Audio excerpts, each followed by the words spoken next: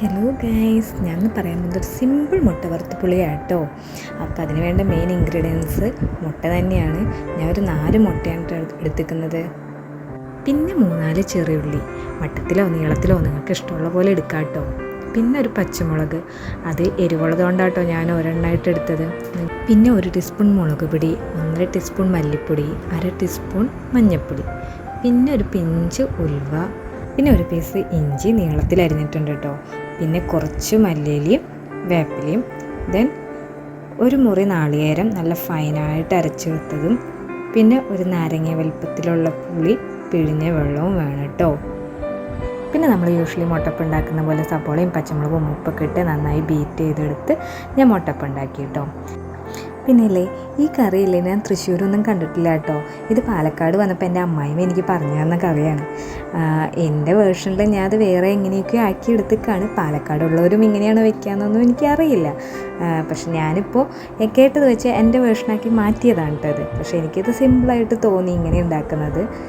അപ്പോൾ ഞാൻ മുട്ട മറിച്ചിടുന്നതിൽ അത്ര എക്സ്പേർട്ടൊന്നുമില്ല, അതുകൊണ്ട് ചെറിയ പാളിച്ചകളൊക്കെ വന്നിട്ടുണ്ട് കേട്ടോ.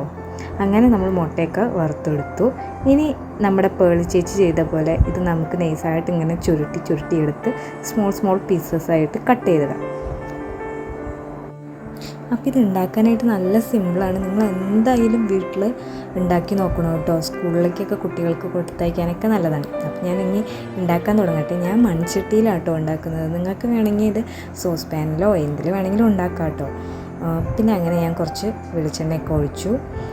പിന്നെ കുറച്ച് കടുകൊക്കെ പൊട്ടിച്ചു. ഇൻഗ്രീഡിയൻസിൽ ഞാൻ കടുക് പറയാൻ മറന്നുപോയായിരുന്നു ഗൈസ്, അപ്പോൾ നിങ്ങൾ മറക്കണ്ട. അപ്പോൾ കുറച്ച് കടുകൊക്കെ നമുക്ക് പൊട്ടിക്കാം. അതിങ്ങനെ ചെറുപറ പൊട്ടിക്കഴിയുമ്പോൾ നമ്മൾ നേരത്തെ എടുത്ത് വെച്ച ഇൻഗ്രീഡിയൻസിൽ നിന്ന് ഉലുവയും നമുക്ക് ഇടാം കേട്ടോ. ഉലുവ ഒന്ന് നന്നായി വാടിക്കഴിയുമ്പോൾ ചെറുള്ളി ഇടണേ. ചെറുള്ളിയും നന്നായി സോട്ട് ചെയ്ത് കുറച്ചൊന്ന് ഇളക്കി കൊടുത്ത് നന്നായി സോട്ട് ചെയ്ത് കഴിഞ്ഞാൽ നമ്മൾ പച്ചമുളകും ഇഞ്ചിയും കൂടി ഇട്ട് കൊടുക്കുന്നുണ്ട്. അതും നന്നായി ഒന്ന് ഇളക്കി സോട്ട് ചെയ്ത് കഴിഞ്ഞ് കഴിയുമ്പോൾ കുറച്ച് ഉപ്പിട്ട് കൊടുക്കുക. അപ്പോൾ നമ്മുടെ ആവശ്യത്തിന് ഇട്ട് കൊടുക്കണം കേട്ടോ. പിന്നെ അതും കുറച്ചൊന്ന് ഇളക്കി സെറ്റാക്കി കഴിഞ്ഞ് കഴിഞ്ഞിട്ട് നമുക്ക് ആദ്യം മല്ലിപ്പൊടി ഇട്ട് കൊടുക്കാം. എൻ്റെ അമ്മ പറയും മല്ലിപ്പൊടിക്ക് നല്ല വേവാണ്, മല്ലിപ്പൊടി ആദ്യം ഇട്ട് വേവിച്ചിട്ട് വേണം ബാക്കി പൊടികൾ ഇട്ട് കൊടുക്കാൻ. പക്ഷേ ഞാനതൊന്നും ശ്രദ്ധിക്കാറില്ല കേട്ടോ. ഞാൻ എല്ലാം കൂടി ഒരുമിച്ച് ഒറ്റ തട്ടാണ് തട്ടാറ്. അപ്പോൾ അത് കഴിഞ്ഞ് കുറച്ച് മുളക് പൊടിയും മഞ്ഞൾപ്പൊടിയും ഒക്കെ ഇട്ട് കൊടുക്കണം കേട്ടോ. അത് കഴിഞ്ഞ് അത് നന്നായി ഇളക്കി സെറ്റാക്കി വിടണം.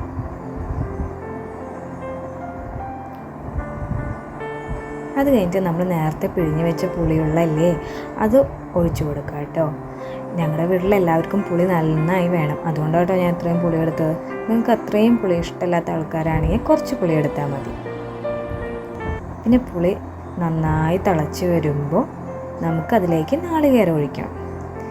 പിന്നെ ഇല്ലേ, ഞാൻ കുക്കിങ്ങിൽ അത്ര വലിയ എക്സ്പേർട്ടൊന്നുമല്ല കേട്ടോ. അപ്പോൾ ഇത് കാണുന്ന കുക്കിങ്ങിൽ പ്രോ ആയിട്ടുള്ള ആൾക്കാർ അയ്യോ ഈ കുട്ടി എന്താ ഇങ്ങനെയൊക്കെ കാട്ടുന്നത്, ഇങ്ങനെയല്ലല്ലോ ചെയ്യുക അങ്ങനെയല്ലല്ലോ ചെയ്യാമെന്ന് വിചാരിക്കണ്ടേ. എനിക്കറിയുന്ന പോലെ കേട്ടോ ഞാൻ ഉണ്ടാക്കുന്നത്. അത് കഴിഞ്ഞ് കഴിഞ്ഞാൽ നമുക്ക് മുട്ട ഓരോന്നായിട്ട് നമുക്കതിലേക്ക് ഇട്ട് കൊടുക്കാം കേട്ടോ. അപ്പോൾ നമ്മളൊരു മീൻ കറിക്ക് വെച്ച പോലെ ഒരു ഫീലൊക്കെ കിട്ടും അതിൽ മുട്ടയൊക്കെ ഇങ്ങനെ കിടക്കണം കാണുമ്പോൾ. പിന്നെ ഞാൻ ചെറിയൊരു തള വന്നു കഴിയുമ്പോൾ ഓഫ് ചെയ്യും കേട്ടോ. കാരണം എന്താ വെച്ചിട്ടുണ്ടെങ്കിൽ മൺചട്ടിയല്ലേ, ബാക്കി അതിലിരുന്ന് സെറ്റായിക്കോളും.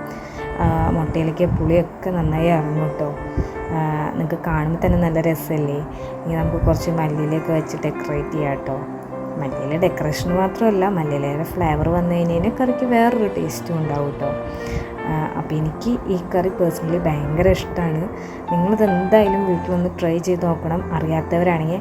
അപ്പോൾ അത്രയേ ഉള്ളൂ ഗൈസ്. എൻ്റെ ഈ കുഞ്ഞു വീഡിയോ ഇഷ്ടപ്പെട്ടെങ്കിൽ ഒന്ന് ലൈക്ക്, ഷെയർ, സബ്സ്ക്രൈബ് ചെയ്യണേ.